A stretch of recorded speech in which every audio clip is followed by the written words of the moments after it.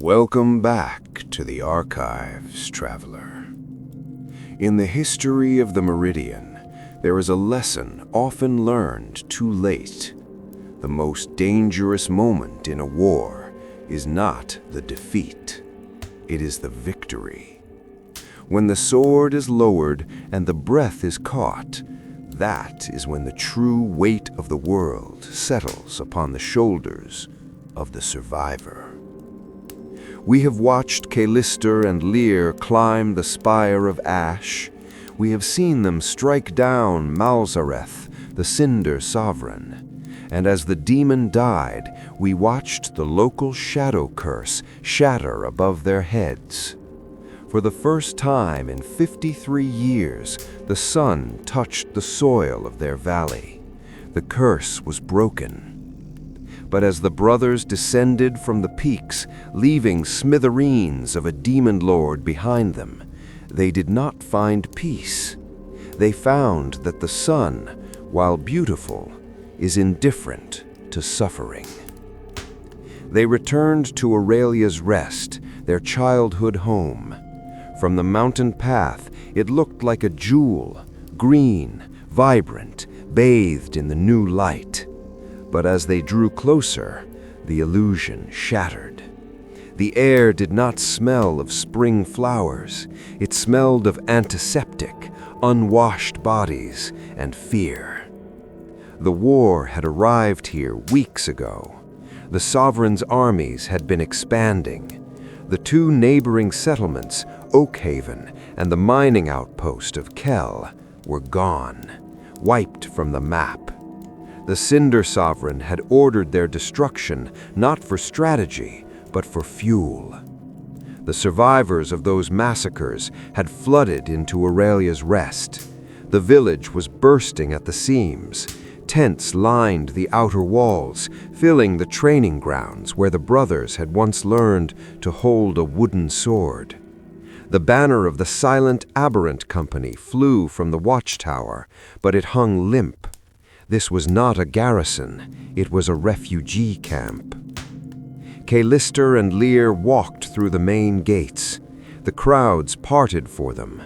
These people knew who they were. They knew these were the sons of the great captain. They saw the demon blood on their armor and the exhaustion in their eyes. Some cheered, reaching out to touch their cloaks as if luck could be transferred by contact. But the brothers did not smile. They could not. They carried a secret that turned every cheer into an accusation. They made their way to the command tent, now occupying the village square. The Silent Aberrant Company commander, a man named Thorn, loyal but tired, greeted them. The map on his table was a sea of red markers. The brothers delivered their report. It was concise, clinical. Malzareth was dead. The immediate threat to the valley was neutralized. They placed the broken fragments of the Sovereign's essence on the table as proof. Then came the harder truth. Kaelister spoke the words that would change history. The Armistice was not broken by accident. It was broken by design. They explained the revelation of the spire. The human sacrifice of 53 years ago was not a random victim, nor was it a sovereign in disguise. It was a half-blood. A sovereign had shifted into human form, not to infiltrate, but to breed, to create a child of two worlds, mortal enough to pass the seal's requirements, but demonic enough to shatter it from within. The enemy had played a game of generations. Commander Thorn's face went pale. If a half-blood could be born, raised, and sacrificed without the Silent Aberrant Company knowing, then the company was compromised. But then Thorn asked the question the brothers feared most. "And your father? Did you find a trace of him in the spire?" The tent went silent. Lyr gripped his staff until his knuckles turned white. Kaelister looked the commander in the eye and lied, not with words, but with silence. "We found nothing," Kaelister said. It was a necessary betrayal. They could not tell the commander that their father's disappearance coincided perfectly with the rise of the Half-Bloods. They could not voice the terrifying suspicion that the man who trained them, the greatest warrior the Meridian had ever known, might be the architect of this nightmare. In the game of sovereigns, traveler, trust is a luxury the brothers could no longer afford. The brothers retreated to the only sanctuary they had left, their family home. A modest structure at the edge of the village, untouched by the refugee crisis, preserved by the respect the villagers held for their bloodline. It was a house of war. The walls were lined with racks of practice weapons. The books on the shelves were treatises on demon anatomy and void shielding. It was here that their father had forged them.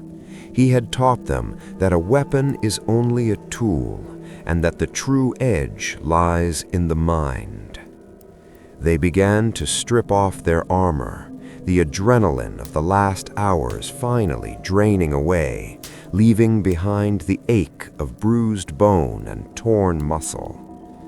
Kaelister sat on the edge of his cot and looked at his right arm, the aegis of Lyr-a's wrath, a heavy, intricate gauntlet of gold and ivory, embedded with a gemstone that was supposed to burn with the fury of a captured star.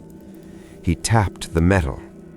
There was no hum, no vibration.